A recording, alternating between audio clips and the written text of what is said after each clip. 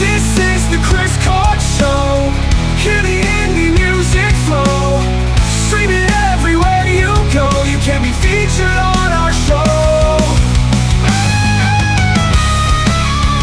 Hi, this is Tyler Sr. of Tyler Sr. and the Meadowlarks, and you're listening to the Chris Court Show and Indie Podcast.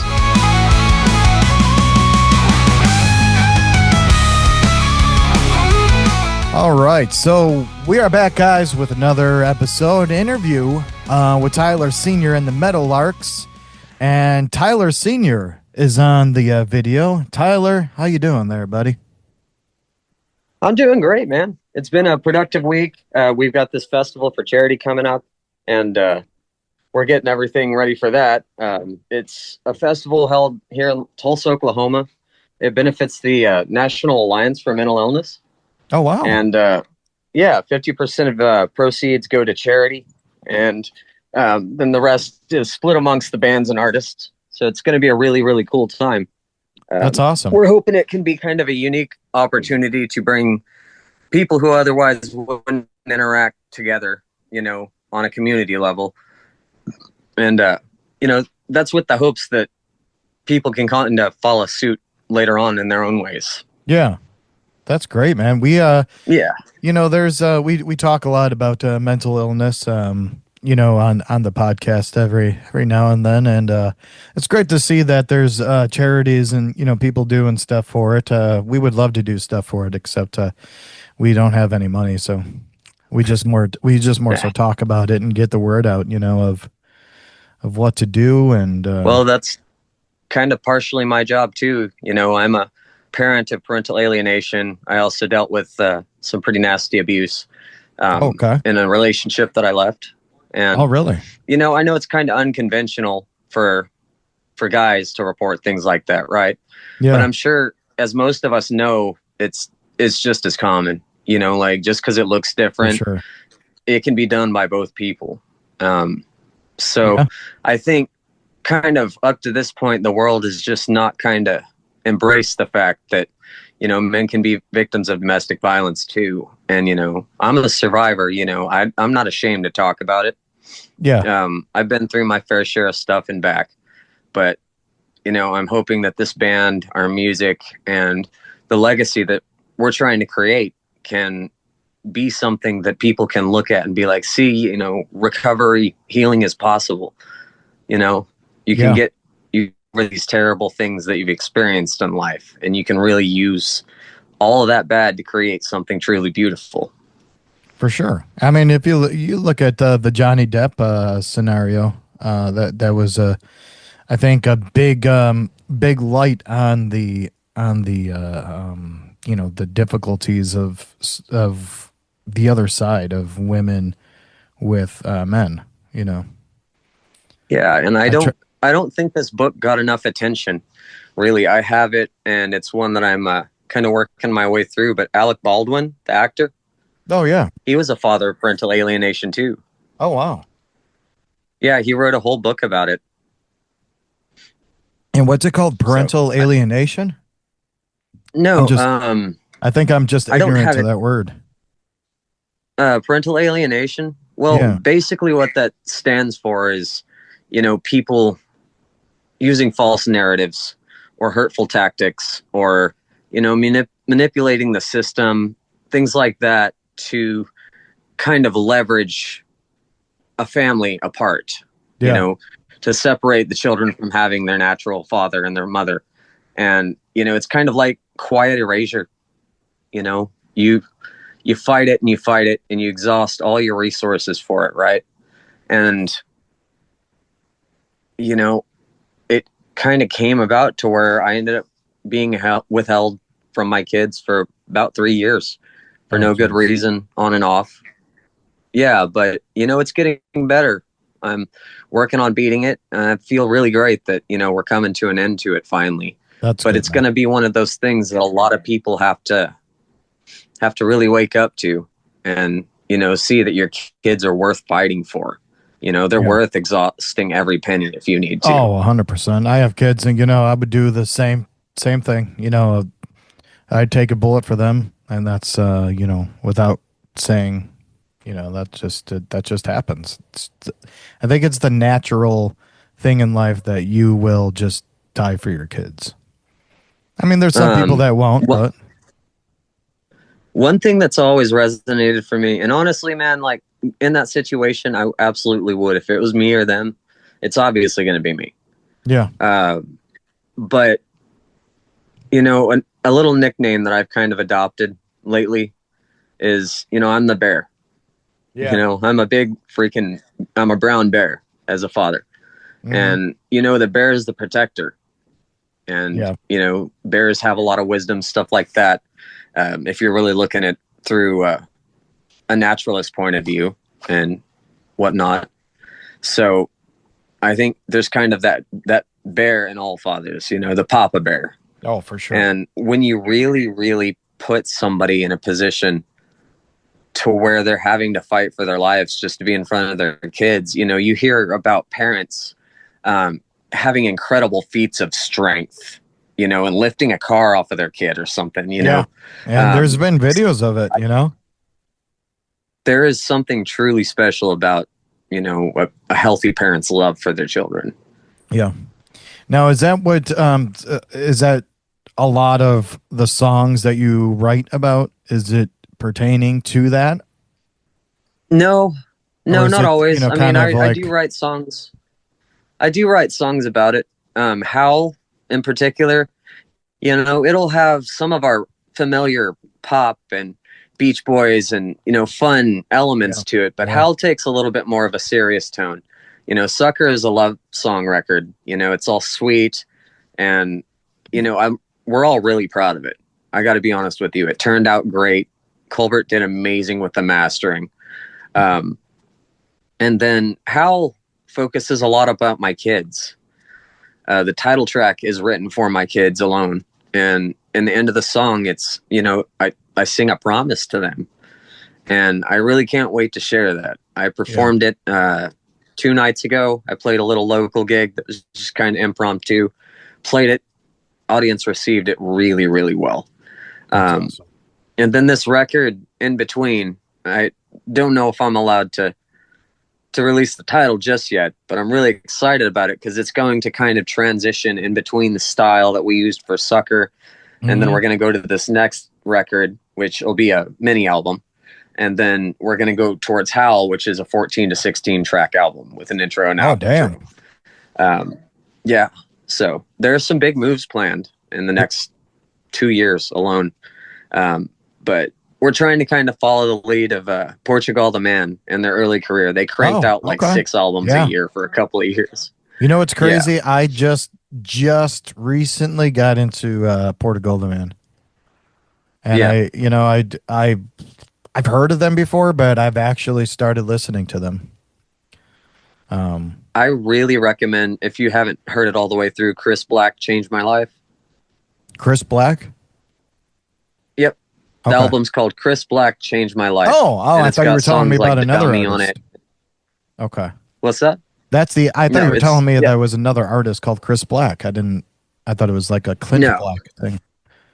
Yeah. No, I don't know much about the character Chris Black. I mean, he's holding a skateboard, so maybe he's a skateboarder. Hey, he's probably a skateboarder, yeah. Yeah. No, that's awesome. So you crank out are you the one that typically writes the music? Yeah. I write the songs, and then our songwriting process for this last one was really unique. We're hoping to finish Howl in studio. This next one, I think I'm going to try and tackle myself again. But we recorded it in 7 different states, respectively, across the U.S. And I would write the songs. I'd write these semi-completed demos, sometimes with drums and everything already, just to kind of get the general vibe. And then I'd strip it down to a click track, send it out to the members, and they would just get a section of the song, like the core parts of the song. Yeah. Because I didn't want to mix everybody's parts in and then have, them be put off from playing something they might hear because they think it would interfere with another musician's part. Yeah. So I like to kind of keep a level of collaboration, but also a little bit of mystery. So each band member can send me, 3 or 4 tracks of different things they hear. And then I can take them on my computer and, kind of mix and mash them and arrange them in a way that makes sense. And it's one of the key components that's really created some really unique sounds from us. Yeah, that's awesome, dude. How many people are in the band altogether? The lineup changes pretty frequently. For this last record, we had about 7 members total involved, all playing different parts. We had a surprise addition to the lineup for that one, and it looks like he might be joining us for this next one as well. But the wonderful Jonathan Bear Swift, are you familiar? Who is it again? Jonathan Bear Swift. I know his sister. Yeah. Taylor. Did you know Richard Swift? No, I know Taylor Swift. Oh, no, not that one. Oh, okay. So, I was just trying to be funny. No, I haven't heard the name before. No, Richard Swift, he was signed to Secretly Canadian in the end of his career. And he was the drummer for bands such as the Arcs. And he played in the Shins, created some I know the Shins, incredible solo music. Really? Yeah. That's awesome. Yeah. And if you haven't heard it, I highly recommend it. My favorite album from him is definitely going to be The Atlantic Ocean or Dressed Up for the Letdown. Okay. But he sang some funny songs, some beautiful songs, some drunk songs, and some sad songs. And really created quite a legacy for himself in the time that he was here. And he's a big influence of mine. So having his younger brother a part of the band for, he was on the theremin and Frank's version of Sucker. Oh yeah. Yeah, that's Jonathan. Oh, nice. And he kind of blew my mind with that because I had been searching for probably 2 months for somebody to do a theremin part in that song because I could hear it in my head. I always wanted to learn how to play a theremin. Dude, pick it up. I mean, the hardest thing is, you've got to manipulate the frequency around the antenna in a way that makes sense. Like because, you don't have... Yeah. But one of my favorite touches, though, was those cosmic swells after the first chorus and in the very end of Sucker off the theremin. It just sounds like a rocket launching off almost. Yeah. That's awesome. But, that kind of ties into our Flaming Lips influence. Okay. So you have all these bands that are influenced, and then you did mention the Beach Boys. I'm sure you're influenced by the Beach Boys as well, right? Oh, I love Brian Wilson. The Beach Boys, I mean, that's top 5 easily. So I'm actually working on a song that's kind of inspired by him in a dream I had. Oh, really? When me and Matt here used to be in the band. Used to be in a band a long time ago, probably about 20 years ago. But I wrote a song about Dennis Wilson. It was like a tribute to him. It was called "Ghosts on the Ocean" because you probably know that, he drowned while he was surfing. So it's crazy, the amount of influence that they have on people. And it's just not Brian Wilson, it's all the Wilsons. And then you got, the Al Jardines. And, we can mention, what's his name? Mike Love. But, he's just kind of there. But I'm heavily, heavily influenced by the Beatles. And then Beach Boys, I would say, is my probably number 2. But, yeah. That seems fair, honestly. I was real big on the Beatles coming up. I was a Lennon guy, but I still love Paul McCartney. Lennon is my dude. Like, my son's name is Lennon. Really? Yeah, my son's name is Lennon, and then my other kid's name Miles, after Miles Davis. I've got 4 sons. So. Damn. That's a lot of penises in one house. Yeah. A whole lot of penis. But they're my best friends. They're just like me, and they're going to grow up and they're going to have an immense amount of musical talent as well. With me being a multi-instrumentalist, all my kids have shown interest in either singing or playing piano or guitar. or even, you know, some of the more intelligent side of things like robotics or, you know, game design. My older son, they're really, really, really incredible young men. That's awesome. Yeah, my one son, Miles, he's really, really into the Beatles now. Like his room almost looks like my room, like it did when I was a kid. Like, but that's all he's been listening to is the Beatles nonstop. And it's not like that I forced it into him, maybe a little bit. But he's just constant Beatles. And it's great. It's great to see, you know, your influence on such a young mind and a young person. I think my favorite would be Magical Mystery Tour. Album or song? Favorite Beatles album. Album. I can't pick a song. Yeah, no. I think I can. Blue Jay Way just really stood out to me. That's a fucking amazing song. The White Album is probably my favorite album, but one of my favorite songs by them is "I Want You, She's So Heavy." Oh yeah, that one's so good. A big one. What about you, Matt? Matt just kind of gets shy on camera. Oh yeah, I'm not just. You're just rambling on. He's only done this 500,000 times, but Matt gets a little shy. You know, I don't listen to the Beatles. I'm a little awkward by nature, but you know, I think I do pretty good with these podcasts. Oh, so is Matt. Oh yeah. Yeah. What do you got to say, Matt? About the Beatles? No, just about anything. About anything? Yeah. I mean, any questions about our music? Yeah, that's what we're here for. Is questions about his music. That's why. What question? I'm looking at you, wondering why we're talking about the Beatles for 10 minutes. Question away. Okay. How long have you guys been together as a band? About 2.5 years now. It started off just myself, but I knew for a fact, you know, going into it, I'm like, you know, this is gonna be a mini super group if I can make it happen. And right. You know, some of the members came on kind of gradually. It started off just me and Jared Collinger, and you know, we hit it off amazing. We recorded some early demo stuff, some covers, stuff I recorded in a shed in Georgia. Oh, nice. And then slowly Darren added on, and then Nick and Matthew and the legendary Franklins from Starflyer 59. He's played with bands like Pedro the Lion. Okay. So many good artists. I think I have heard Pedro the Lion. Yeah. Led by David Bazan. I don't know the names, but that sounds so familiar. But yeah, maybe you should really look him up. Okay. You know, they're all kind of a part of the same circle, you know, with Velvet Blue music and everything like that. And you know, Jeff is amazing from VBM. He's consistently known for just dropping amazing releases left and right. So, damn.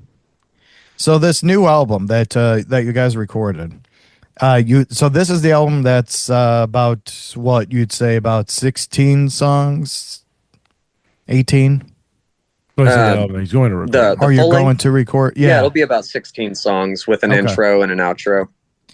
You know what you should do? I have a suggestion for you. You should go back and you know how bands used to, you know, just have like a fucking 10-minute silent at the end and then a surprise song came. You should start that again. I miss that. You know what? I think we will. Yeah. I miss that. The album that comes to mind when I think about that is were either of you ever a fan of The Used? I like The Used, yeah, but I don't know which one you're talking about in particular. It was In Love and Death. No. Okay. I think so. I think it was In Love and Death. But they had like a probably 5 to 7 minute silence at the end, and then a random song about quesadillas. Yeah. What the fuck ever happened to that shit? I was just thinking about that the other day. Like, what happened to the creativity of leaving silence and then scaring the shit out of you while you're the fucking like just, you know, in your zone? Yeah, especially like when you're driving. We need to bring back hidden messages in our vinyl. Oh yeah. Just reverse it and just see what everyone's saying. Or I remember the vinyls, like people would write onto the actual vinyls of different things, you know, I know Tom Petty did a lot of it. John Lennon did a lot of it. A lot of bands in the 70s wrote on the actual vinyl. Now, they didn't write it, but, it was inscribed in the vinyl like a hidden message. Yeah. That's what you can totally do that. You can etch it. Yeah. One thing that I definitely want to do with all of our releases moving forward, with Sucker, we've got, digital format, we've got CD, it's on all the streaming platforms that your heart could desire. But the digital cassette is great. I love it. And we've still got some left. It's super limited. We're probably only going to do like 50. And it's transparent red. It's on our Bandcamp. But moving forward, I want to focus on really analog formats. Streaming will be there, but we need to bring back CDs and tapes and records and like stuff people can really go to shows and put their hands on. Bring home and interact with, because there's nothing better than putting on a record on your record player and just being able to sit and listen to the whole thing through. That's becoming popular again. People are starting to, it's becoming more popular as the years go by, because it's, the digital format, and we talk about this many times on the podcast, is that you don't have that touch and that feel of an album or a CD or even a cassette tape. Definitely not an 8-track. I don't like 8 tracks. The audio files were way out. They sounded shitty to me. We're going to bring back Edison cylinders. oh shit. Okay. Man. You better You're gonna sell have to the spend players like too. $500 on equipment just to play our album. So it'll be great. That's the thing. You can sell the players. Yeah. Yep. We're going to have income.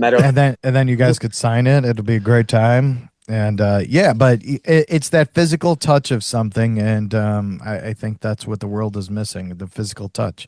I know that's what Matt's missing. But and another thing you get with physical merch too is like you get the full experience of the artwork. You get the lyric sleeve, you get a thanks section, you get to know about the people who created the record, and you can read along with the words, because sometimes lyrics can be subdued over reverb for emotional effect, or just spatial audio effect. Yeah. But it's always nice to have reference when you don't have to just hop on Google and for sure. Yeah. For sure. Look it up that way. So talk to us about the song "If You'll Have Me As I Am." How did you write this? The song was kind of one of those things. I go through these periods with music, and lately I've been kind of luckily stuck in a groove of just perpetually creating new songs. So we're going to have so much stuff to work with. But I had these things, and it just kind of hits me either in a dream or like lightning. And that song, I was going through some really hard stuff and having to face some really hard realizations when I wrote it. But it went from the song that I didn't want to write to predicting something I never expected would come. So it's great. It's a really important, significant song, and it's about finding that person who really sees you and asking them, like, hey, here I am, imperfect and all, flaws, but here I am. I'm yours if you'll have me. Yeah. That's awesome. And it was heavily inspired by Jason Martin of Starflyer 59. But, regardless of your past or whatever, you've always got the next, 50 years to move forward in a direction that's good. And so I've found that even though I've been through some truly unimaginable horrors in my life, like all of it just fuels this creative beast that is Tyler Sr. and the Meadowlarks. Yeah. So that's awesome, dude. All right. Well, let's give it a listen.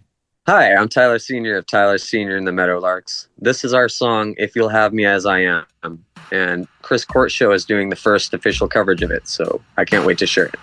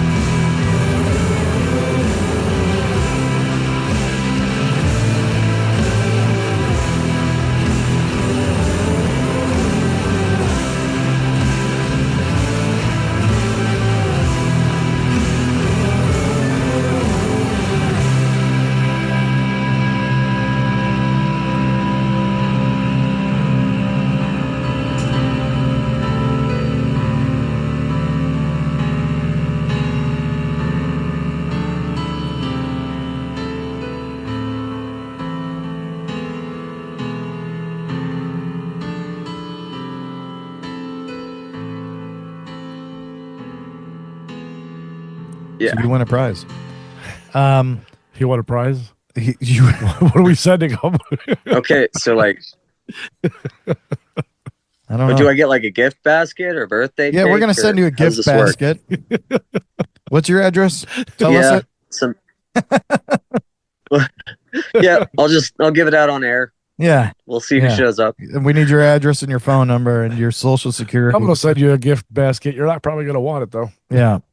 We also need the answers to all your security questions on your accounts. Yeah. Just all for of them. research. Yeah, just that's all we're gonna do. This is the podcast that is we try to get as much information as we can for your fans.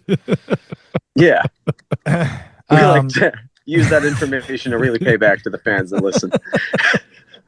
I mean, any good musician will give their social security number out. I'm just saying. Yeah. I mean, I personally like to just give my blood type too, just in case anybody needs an unwilling donor. You might as well. Mother's maiden name. Yeah. Yeah. No, but in all Street I grew seriousness, up on. so how do you have any merch that your fans could buy, that other people could buy that are listening? Where do we find that at? You can find that on merchia.com/Tyler Senior and the Meadowlarks. And that's SR. And we've got some really cool shirts up there. Some of the shirts were designed by our own Nick Stiverson and then Nathan Shoemaker. And I designed a shirt, and we've got a brand new one up that I just designed. And then, we're kind of going to try and follow the steps of Me Without You. Are you familiar with them? No. Sorry. I feel like you're judging me though. That I don't know. I am who they are. a little bit. Yeah, you looked into my soul on that one. Yeah, I didn't like what I saw. I'm not gonna lie. Yeah, I don't like what I see when I look in the mirror, so it's fine. Oh, you shouldn't do that to yourself. I just like to make things awkward. It's fine. Just go. That's good. Trust me, I'll make him just as awkward. I'll match that energy. Good. But no, in all reality, this sucker EP, we cranked it out. Man, I busted my butt on this. Like, legitimately. We cranked it out in about 2.5 months, start to finish. And, really the overall sound was great. I handled all the final mixes and everything myself. And, everybody's parts sounded great. But what really, really added that magic shine to it was Christopher Colbert at National Freedom in Oregon. He's also another one of Richard Swift's buddies. They were musical partners, and he's really done some incredible work for us. And I look forward to having him a part of the future releases too. Just because everything he does it's got that analog warmth. It's beautiful. Yeah. Okay. And that's awesome, dude. And what I want to do is is talk about your music. Right now is from what I've heard, from it. And this is kind of what I get out of it, because I think it's cool to hear it from different perspectives of people and actually talk about it. So my first thought when I listen to the music is, first off, you're super talented. Thank you so much. No problem. And when you mentioned the Beach Boys, that's why I kind of brought it up. That's kind of what I had in mind when I heard some of the songs, that we listened to on Spotify. And it has that very melodic type song, and you can feel, and this is cool. This is cool. You don't get this much from people, but you could feel what you're feeling when you're writing that song. And that's the magic that not a lot of artists or musicians have, and you do have it. So that's awesome, man. Like that, and I'm not, and I'm not fucking around right now. Like I'm being serious. Like when I listen to your music, because I like to not analyze music. I like to listen to it and enjoy it. But it's just, how you feel. It's like taking the feeling of songs. So there's that aspect in it. The production is really good. There's a lot of stuff that is sent to us, and it's not as good, and that's fine. Because people some people don't know how to do it, or well, we get a lot of stuff done to us where it's really good music, really good. They're talented as hell, but they don't have the production value. Yeah. They can't afford the production value. fine. They can't do it It's themselves, and it's fine. We still play it because we know it's still good music. But that's a number two thing. Dude, that's why we like to talk about that, because I know that as an artist and musician ourselves, like, it's good to hear like different aspects of how other people take your music. And we're just some podcast here that's just does this, but that's how I feel about it. And I'm sure we were kind of talking about it, and we were kind of discussing the same things even before this podcast. So it's really something to be proud of, man. Not a lot of people have it, and you do have it. Thank you so much. You could say it runs in the family. Yeah. Oh, so is it like so is this from your relatives or parents, or? No, it's just kind of something that's in my bloodlines, really. A lot of musicians in our family and stuff like that. I can't dive too far into that, right now, but yeah, no, it's fine. A lot of musical talent, and realistically, with your kind of backtrack into your comment about being able to feel, the music and what I'm singing, what we're trying to convey, like, that is the most important thing to me. So thank you so much for that. Because I don't write songs that are filler material. I'd rather just sit there and stall on a release for 8 months before I fill it with something I'm not proud of. Yeah. And so I'm a little bit OCD, but not in an overbearing way, I don't think. No. But, there's just music nowadays just kind of lacks emotional depth. Like, you can listen to it, you can dance to it, 100%. you can vibe to it or whatever, but it takes a really special breed to be able to move somebody to tears with a song, or to like just brighten somebody's day, or just be that song or that artist people can listen to and be like, hey, this dude fucking gets it, Yeah. I'll tell you, the last time that I listened to an album or a song that actually made me in tears, and not many songs can do it, is the Foo Fighters album. That one song at the end. You could rest. Yeah, that's what it's called. I don't know if you listen to it, but really fucking good. Yeah, I've listened to a lot of Foo Fighters. Yeah. Ordinary Man by Ozzy. That one recently has really kind of been gutting me. Yeah. Well, I mean, even after the death, there's a lot of been Ozzy Osbourne. Mr. Crowley's one of my fucking favorite songs.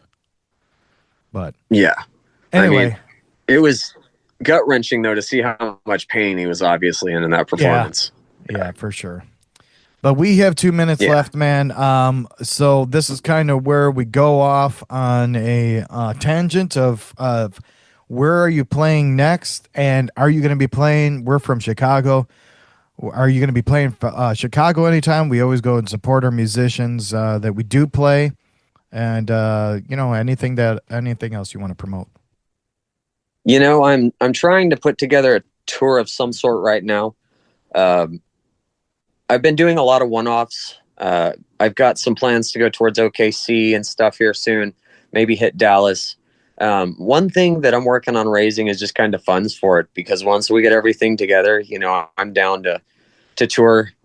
We've got a lot of fans in different places that would love to hear our music.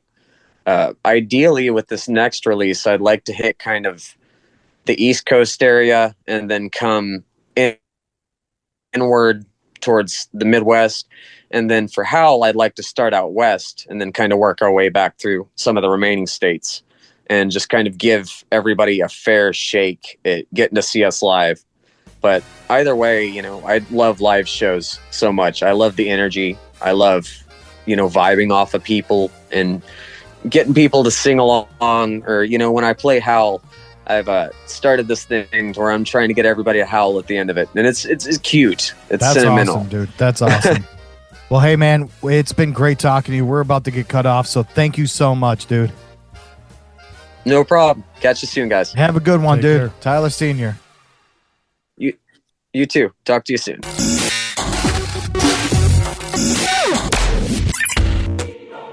Once again, thank you for listening to The Chris Court Show.